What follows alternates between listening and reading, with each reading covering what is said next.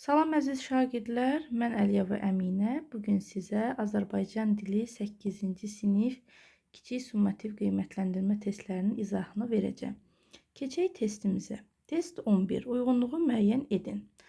Ağrımayan başa dəsmal bağlamazlar.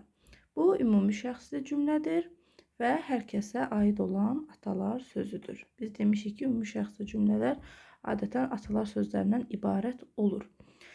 İkinciyə baxsaq, xəncər yarası sağalar, söz yarası sağalmaz. Bu atalar sözünə bənzəsə də, bəzən biz elə bilirik ki, bütün ümumi şəxsli cümlələr atalar sözləridir. Ancaq xeyr, əgər mübtədası varsa, deməli o müəyyən şəxsli cümlədir. Xəncər yarası nə?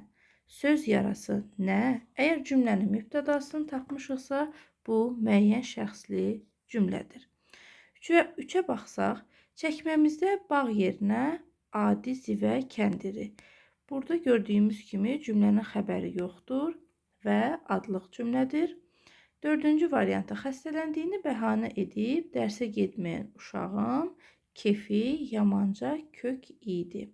Bu cümlə də şəxssiz cümlədir və mübtədasını təsəvvür etmək mümkün olmur. Yenidən bir təkrar edim. Ümumi şəxsli cümlələr adətən hər kəsə aid olan atalar sözləri olur və mübtədası olmur. Amma bəzi atalar sözləri var ki, onların mübtədası var. Əgər mübtəda varsa, onlar müəyyən şəxsli cümlələrdir. Adlıq cümlələrin isə xəbərləri olmur. Şəxssiz cümlələr isə heç bir formada mübtədasını təsəvvür etmək mümkün olmur. Keçək növbəti suala. Şəxsə görə cümlələrin növünü müəyyən edəcəyik. Nə əkərsən, onu biçərsən. Bu da ümumi şəxsli cümlədir, atalar sözləridir. Köhnə yurdun qədrini təzə yurdda bilərlər. Bu da ümumi şəxsli cümlədir, atalar sözləridir. Görünən kəndə bələdçi nə gərək?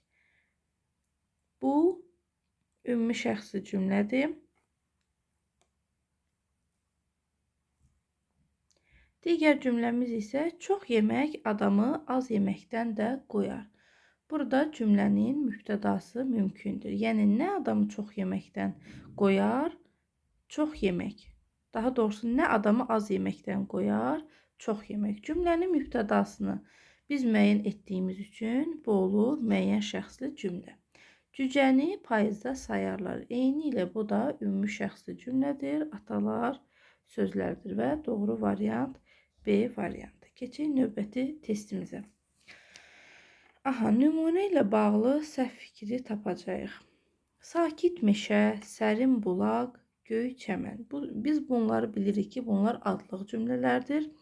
Və A variantında yazıb ki, əşyanın adını çəkməklə onun mövcudluğu haqqında məlumat verir.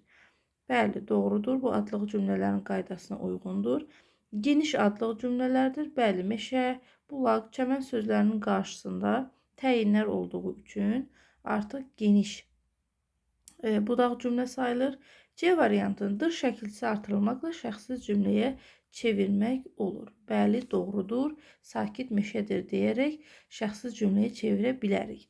D variantı hər bir cümlənin sintaktik təhlili belədir. Yəni, bir düz xətt ola bilməz. Əgər cümlədə təyin varsa, mütləq ki, təyin xətti dalğalı və sonra düz xətt olmalıdır. Yanlış D variantıdır.